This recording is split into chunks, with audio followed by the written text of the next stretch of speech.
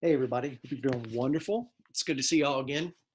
And I wanted to take this opportunity to basically introduce you this week a little bit further into the civil rights movement.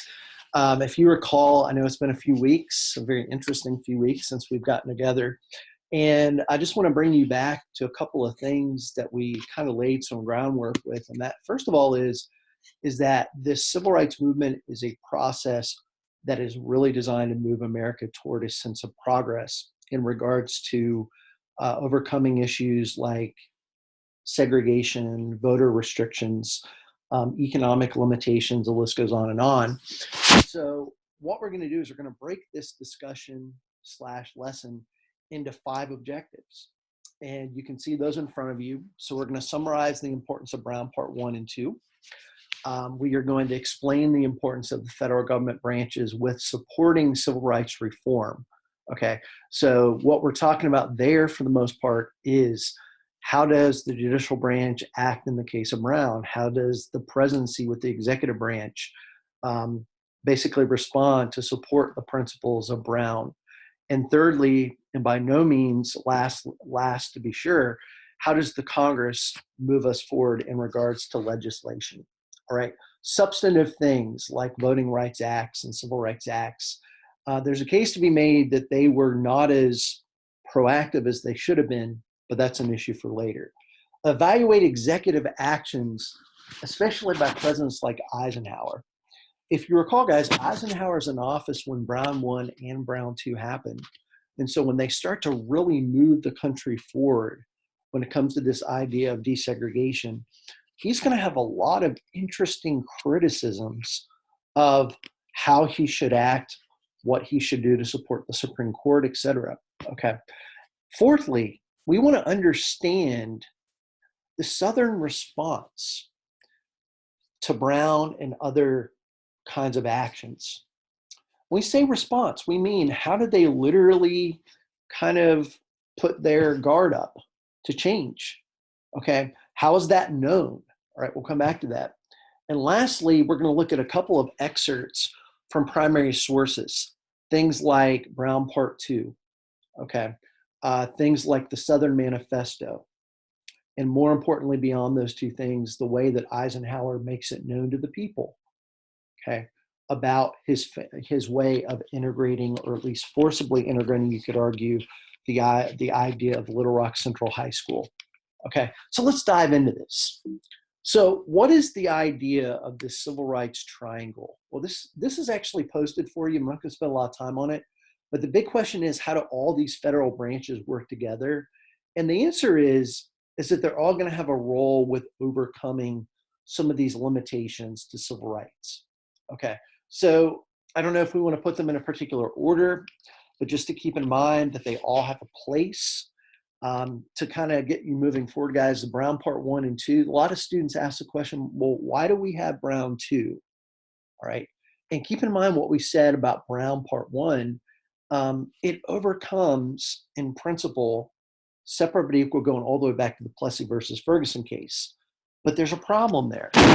And the problem is they don't really get specific on how to do it and also a time frame. We'll come back to that. Okay. And then if you go back to the executive branch, guys, remember, we see a lot of attention in the 50s brought to Eisenhower with how he's going to do a lot of things to support integration or desegregation, if you will, with places like Little Rock Central High School in Little Rock, Arkansas. But who gets the ball rolling with desegregation? The military.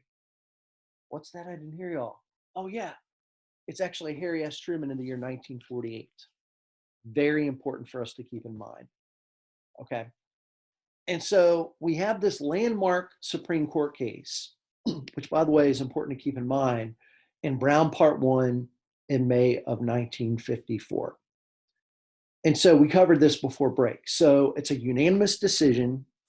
Earl Warren is going to be the U.S. Supreme Court Chief Justice, and he makes it clear to the American people, we are not going to actually hear this case, or the court, excuse me, unless we have pretty much a unanimous decision, which he gets, which is a good thing to have. It's a good thing to be able to say that all the justices are on the same page regarding it.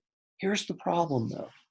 If you're Thurgood Marshall, now keep in mind, guys, Thurgood Marshall is the gentleman right there that's actually arguing. I have the cursor on his picture. That's actually a picture of him as the U.S. Supreme Court Justice. He was the first African-American to hold that position years down the line. Okay, so it's a pretty important position for him to hold eventually. But what does he do? He's a lawyer for the NAACP. And what does he basically say to the court? Well, he's grateful that they agreed to overturn Plessy, but he makes it clear that when the court says, quote unquote, all deliberate speed with implementing desegregation, if you're a Thurgood Marshall, guys, this is not good enough. And the reason for that is pretty simple, and that is he knows that there's going to be significant backlash. If you don't put a time frame, or even some people, guys, would call it a deadline to the actual decision, okay, which is one of the reasons why we eventually have Brown Part 2. Brown Part 2 is going to be about a year later. And a lot of people ask the question, they say, what is all deliberate speed? What is the good rationale? That is hard for us to really come to maybe a consensus on. Because I would argue, guys, just for the sake of giving you something to think about, maybe talk about in our session later, it's May of 1954. Most schools are going to start back in either August or September of 1954. A few months might not be enough time to be able to give them an opportunity to actually put this court decision into effect. You got to have a plan on how to do it. Fail to plan, you plan to fail, as one of my college professors once said. Okay? And so Brown Part 2 comes about a year later. The Supreme Court rules again unanimously. But if you read the court brief, guys, and I've posted it on Canvas for you to look at if you want to, it's about a page long. It's not the shortest brief in American history. Alvis Kowaleski, a lot of you know him, looked it up. I think according to his research, the shortest brief in American history was like 6 words. This is lengthier. But one of the criticisms, guys, of Brown Part 2 is a very similar criticism of Brown Part 1, which is, why don't we give them time frames? Why don't we give them tactics and ways or measures to actually go about doing what we associate with desegregation? And if you're Marshall, guys, take a look at his concern. I mean, this is a map that clearly shows you what segregation was like prior to the Brown case. Now, a lot of you are probably not real surprised by the states that are in the red, but keep in mind, the Brown case came out of Topeka, Kansas. Kansas, guys, if you take a look, is the state that's in the blue that I have the cursor on. It's a state that allowed it, but does not require it by law. The states in the red, that's pretty much what we associate with the Jim Crow South. Here is the concern, guys, of Thurgood Marshall. You can clearly see it within 10 years of the first Brown case. My question to all of you is, how would you describe the progress made when it comes to Brown? Okay. And my observation of this map is that you don't see a ton of progress. Mississippi, 10 years later, 10 years later, 0%. Okay? 0% are actually going to say, okay, you know what? We actually are not going to have a lot of change. Okay? And guys, if you think about it, pardon me there, that is a problem. Okay? So that is clearly the reason why he says, you got to give these states a time frame. Now, let's get back to the presidency. So the question is, all right, 1954 rolls around. President Eisenhower has a decision made. What do I do? I mean, you've got this very controversial court case. 15 states in the union, at least, probably more than that. But anyway, a sizable number do not agree with what's going on. They don't agree with the fact that the court has made a decision. And so, as you can imagine, after Brown Part 1, a few months later, this is where the executive branch has to basically do something to show either support or not so much. And believe it or not, we just said that Eisenhower is going to be criticized. One of his biggest critics is his brother, Edgar Newton Eisenhower. Now, for those of you who have siblings, I don't know if that holds true across the board, but his brother was one of his biggest outspoken critics, especially when it came to private correspondences via letter, et cetera. Not as much like on the television, although keep in mind, it's certainly not as developed now as it will be as we move into our current generation. Okay, but look at what his brother, that Dwight said back to his brother when his brother said, hey, why are you doing this? Why are you supporting this decision? Because there's a case to be made, guys, that overall Eisenhower is more of a states' rights guy. Just keep that in mind. But look at what he says in response to his brother. He says, quote unquote, you keep harping on the what? The Constitution. The supreme law of the land, as people call it. I should like to point out that the meaning of the Constitution is what the Supreme Court says it is. Consequently, no powers are exercised by the federal government except where such exercise is approved by the what? Supreme Courts, or the lawyers of the land. Okay? Now, what is he getting at? There's a responsibility that I have as president to see this decision through. Now, who's the one person that we've talked about this year? I shouldn't say just the one person, but one of them for sure, that does not adhere to Supreme Court as the ultimate authority on law? You could argue Andrew Jackson, right? If you go back to the Trail of Tears and the Cherokee and the Worcester case, what does he do? He says they've made the decision, now let them basically enforce it or whatever. Eisenhower does not basically play that card. Okay, so what does he do? He goes, you know what? We're going to support them. Fast forward the clock a year, Brown Part 2. So why is the wording in Brown Part 2 still vague? And the answer is, it's real, and this is one of the basic answers, it's really hard. This is a tough issue. I once heard something a few weeks ago when I attended a webinar that said that every tough decision, or every decision that gets to the president's desk and even the Supreme Court can be labeled as a tough decision. There's probably a lot of truth to that, especially when you're looking at a case like Brown 1 and 2, where you have a lot of people that are on the fence about it, all right, or in some cases very adamantly opposed to it, okay? And so what happens? They don't give a lot of specifics. Now, as you can imagine, the southern states, you can see clearly here, do not agree. Therefore, in 1956, what did they decide to do?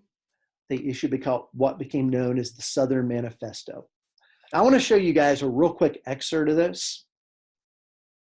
And the reason that I think is pretty important, and that is, guys, that the Southern Manifesto is basically this big statement. When I say big, it's not lengthy, okay? But to give you a heads up, what a lot of these congressmen and senators from the South did is they put up a statement saying, you know what? We don't think that this is the jurisdiction of the federal government. Now, two things I want you all to think about, guys, with our discussion. And that is, first of all, would you agree with them on that? Because their argument, not the only one for sure, but one of the ones that we're going to look at in a moment as we read a brief excerpt here, is they're going to say this is a state's issue.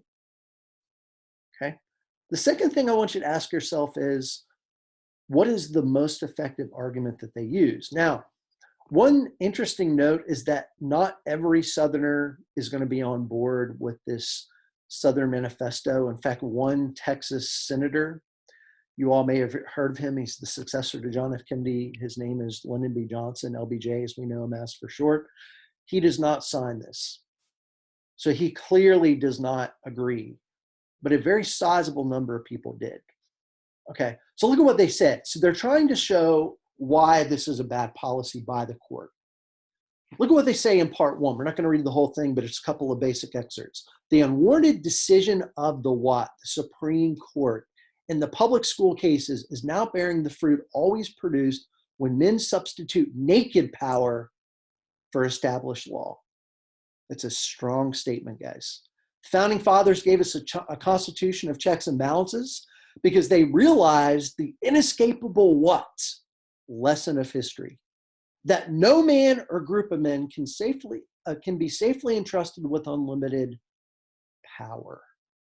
They frame this what? Constitution. Again, they keep coming back to that principle, guys, of Constitution, with its provisions for change by amendments in order to secure the fundamentals of government against the dangers of temporary popular passion or the personal predilections of public office holders. Now, some of you guys might be wondering, why do they throw amendment in there? And the quick answer to that, without too much detail, is amendments are a common way to overcome some court decisions that have been disagreed upon in the past. An example of that, if you go back and you think about the late 80s, which none of you are alive yet, and I was only 14 when this court case happened, but it was in the Texas versus Johnson case that dealt with flag burning as a constitutional form of free speech. The Supreme Court in 1989 did vote to support the notion that flag burning is a quote unquote constitutional form of free speech. As you can imagine, it's controversial. It's not been overturned. The Supreme Court has not overturned that. The only way to do that beyond a Supreme Court case is really a constitutional amendment. And that's kind of what I would argue, guys, the Southerners are getting across here. Okay. But look at what they say next. I think this is interesting. The original Constitution does not mention what? What's that again? Education. Neither does the 14th Amendment nor any other amendment. The debates preceding the submission of the 14th Amendment clearly show that there was no intent that it should affect the system of education maintained by the states. Now, for the most part, that argument is interesting. And also, guys, what they say there is technically, in a lot of cases, true. There's not a part of the Constitution that says that the federal government is to be involved in education. The argument is that that's more of a reserve power. That would be 10th Amendment. Okay? But then they go on at the bottom here, and they say this unwarranted exercise of what? Power, authority by the court, contrary to the Constitution, is creating what? Chaos and confusion. In the states principally affected it is destroying the amicable relations between the white and Negro races that have been created through 90 years of patient effort by the good people of both races, et cetera, et cetera. Okay. And so this is a clear example, guys, of the kind of issue that we are going to see Eisenhower having to address, which is the last bit of information here. And that is, how do we move forward with integrating or desegregating schools? Now, this slide right here, just really quick, gives us about 3 examples. I'm not going to say a lot about the latter 2, but the one at the top I think really is important. Not that they're not important, but they deal with different levels of education. Little Rock 9 and Orville Faubus, that's going to be dealing with Little Rock Central High School in Little Rock, Arkansas. So it's clearly one that's basically at the lower level of education, not lower being elementary, but lower meaning not higher education like Ole Miss and the University of Alabama. We'll come back to those here probably tomorrow or the day after. Okay. So what's the deal? So it's 1957. And guess what happened? Not a whole lot of progress in Arkansas. Now keep in mind, this map is later, but you clearly see less than 1% of their schools have been basically integrated. Okay, so what does Faubus do? Well, he's the governor of the great state of Arkansas, and he says, well, no, we don't have to do this. He puts his foot down. Now, the question is, guys, if you're Eisenhower, put yourself in his shoes for just a moment. What do you do? I mean, you're the chief executive. Some people would say you're the chief legislator as well. You know, you have effects on the court, etc. They're trying to integrate, guys, get this, 9 students. You can clearly see, I think her name is Elizabeth Eckford, the young lady that I have the cursor on. 9 students. And there's still backlash, pushback, whatever you want to call it. And guys, it's kind of hard to see in this picture, but if you ever Google this, you'll see this woman in the background is very belligerent. She is not happy about this. And So what's the point? There's a standoff between President Eisenhower and Governor Faubus. If you're Eisenhower guys, my question to all of you is, would you all consider this to be a major crisis or a crisis at all? Because the question is, if you do consider it to be a crisis, how should you act? Well, in the case of Eisenhower, he makes it clear that school is going to be integrated, whether you want to be cooperative or whether you don't. What does Eisenhower ultimately do? He basically takes action. He makes it clear to the American public via the television. Okay. Now we're going to read a very short excerpt of his speech here in a moment, but if you want to watch it, it's posted on Canvas, the YouTube link. It's very good. It's about 13 minutes. It gives you actually a little introduction as well as the actual speech that he made. Guys, imagine that you're Eisenhower trying to give your course of action. The governor has drawn a line in the sand. Cooler heads do not prevail. Eisenhower has to justify why does he do what he does. And so what does he do, guys? He basically sends in American troops to escort all those 9 students to their classes. Now, guys, I don't know about all of you, but that to me is extremely important to understand. If you're an American person, how do you want to be informed? Well, let's take a look at what Eisenhower says. Okay, and I'll end with this. Okay. So guys, if you take a look here, he's speaking to the American public. As you can see, this is September 24th, 1957. It's probably about, I don't know, 2 weeks, maybe 3 weeks into the school year, give or take. Okay, depending on when you started back. And so look what he says, starting off the speech. We're not going to read the whole thing, but we'll read a few bits and pieces. For a few minutes this evening, I want to speak to you about the serious situation that has arisen in Little Rock. To make this talk, I've come to the president's office in the White House. I could have spoken from Rhode Island, where I've been saying recently, but I felt that in the speaking from the House of Lincoln, of Jackson, and of Wilson, those are all former presidents, keep in mind, my words would better convey both the sadness I feel and the action I was compelled today to take, and the firmness with which I intend to pursue this course until the orders of the federal court, we know that being Brown 1 and 2, at Little Rock can be executed without unlawful interference. Okay.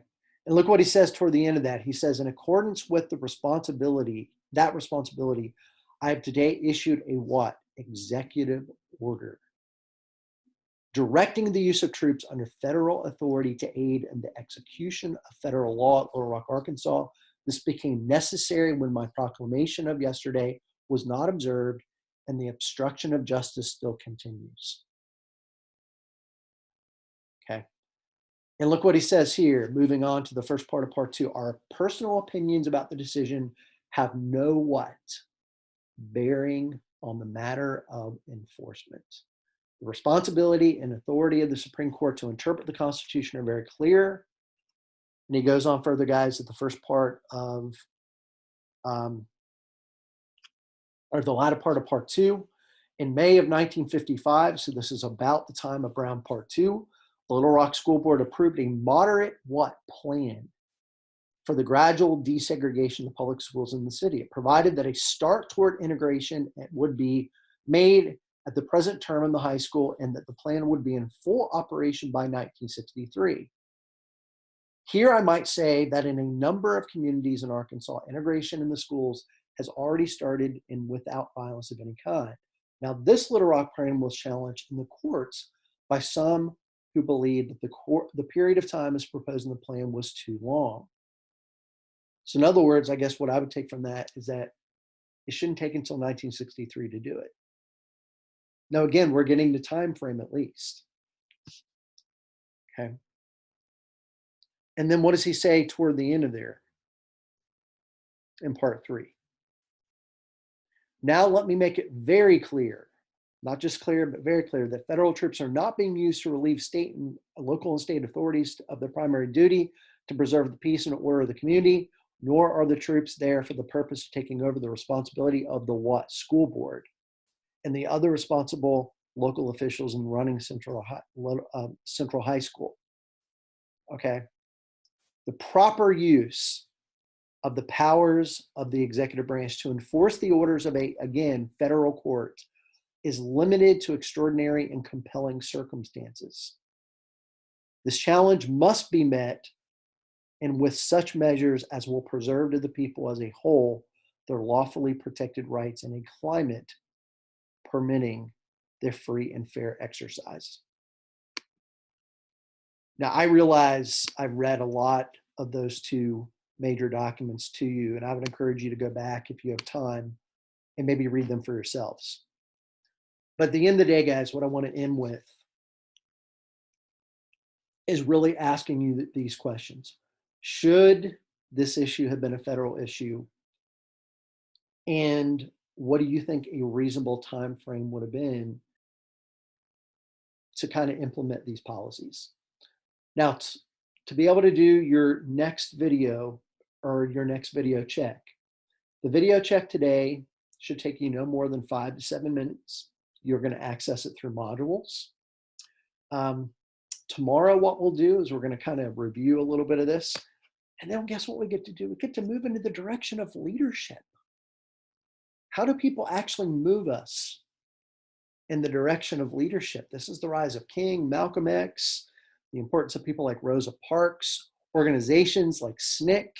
If you're kind of unclear what SNCC is, tomorrow will be a cool lesson for you. I would encourage you guys to attend any of the sessions that are whole class sessions to discuss these issues a little bit more in depth.